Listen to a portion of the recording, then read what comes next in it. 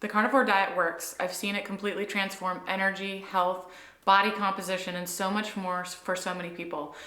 But there is one mistake that I see so many people making, and most people don't even realize that they're doing it.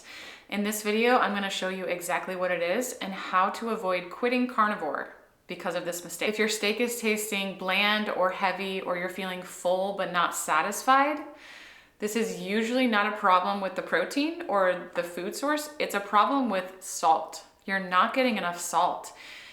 Do you deal with any of these issues after eating? Fatigue, lightheadedness, headache, cravings for sugar all the time.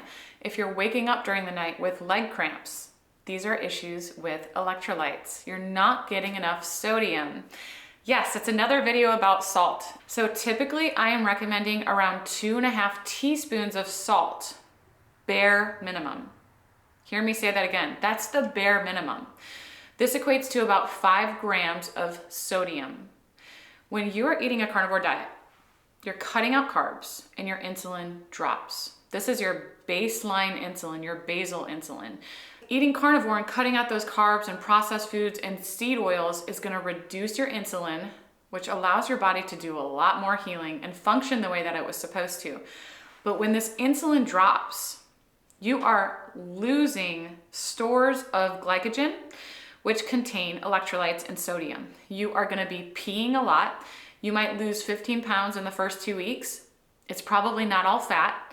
A lot of that is just water weight that you've been holding on to because of insulin. A lot of it is inflammation that you have been holding on to, almost like layers, almost like you're wearing a coat of inflammation, and the root of that is insulin. So when your insulin finally starts to drop, you let go of this layer, and it contains a lot of sodium. It contains a lot of water. You must replenish this. When your insulin is running at a lower rate, you will not be holding on to sodium and electrolytes the same way. Now, I can't speak for you as an individual human. There are some carnivores, they didn't do any salt, and that doesn't make sense to me. I literally sometimes lay in bed at night wondering, how do those people thrive and function without adding sodium? They must be eating more raw. I can't function that way. So I take around 13 grams of sodium per day. I am breastfeeding and pregnant. When I'm not breastfeeding and pregnant, I'm getting around 10 grams of sodium per day. So that's gonna be about 5 whole teaspoons of salt. How do I get that in? I put salt on my food. I put salt in my plain water. I drink Salter Electrolytes and Redmond Light. I drink meat stock. I make homemade meat stock, which is full of minerals. I am consuming raw dairy, which is full of minerals. But even if you don't do dairy, if you don't want to cook meat stock, you can do this through just plain salt. You do not have to purchase expensive electrolytes. Those can be helpful, but as long as you're getting enough salt, it will level out all of your other imbalances. That is why I say 2.5 teaspoons of salt daily minimum. Your electrolytes are like a pyramid of tanks. At the very top and the biggest tank is sodium. If you keep this full enough, you will not be tapping into or depleting the other minerals and electrolytes, generally speaking. But when you fall below your needs for sodium, it gets really messy really quickly. And this is what happens with a lot of people when they start carnivore. You have not been replenishing your sodium enough. You're dehydrated. You've got electrolyte imbalance. You can barely sleep at night because your legs are cramping so bad. You just need more sodium. Please trust me. The last thing I'll say about this is it's really important and helpful to establish a baseline with your sodium. What I mean is, if you have no idea how much sodium you're getting right now, go through a day and figure out approximately how many teaspoons of salt you're actually consuming, and then increase by only 1/4 teaspoon of salt per week until you're hitting that 2.5 minimum. You could actually keep increasing from there to find what is optimal for you.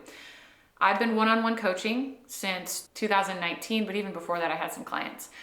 A long time I've been one-on-one coaching. Most people find that their sweet spot with sodium intake is closer to 3.5, 4 teaspoons per day, around 8 to 9 grams of sodium daily. Like I said, I consume more. Genetically, lifestyle will play a big role in how much sodium you're needing to replenish. But for anyone eating low carb, under 30 total carbs per day, 2.5 teaspoons of salt, bare minimum, and that is something to slowly work yourself towards.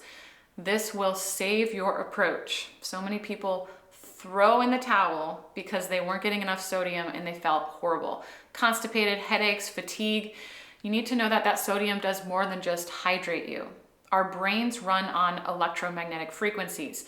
Sodium is essential for our colon cells. Sodium is essential for insulin sensitivity. So when I work with people who have blood sugars going all over the place, a lot of the time it's because they're dehydrated.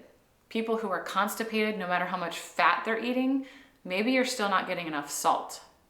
I hope that this helps someone out there with consuming more sodium. It might taste very salty at first, but your body will adapt, and you should probably start to crave that amount because you'll be feeling better and your body will know, this is what I needed, this is what I want more of.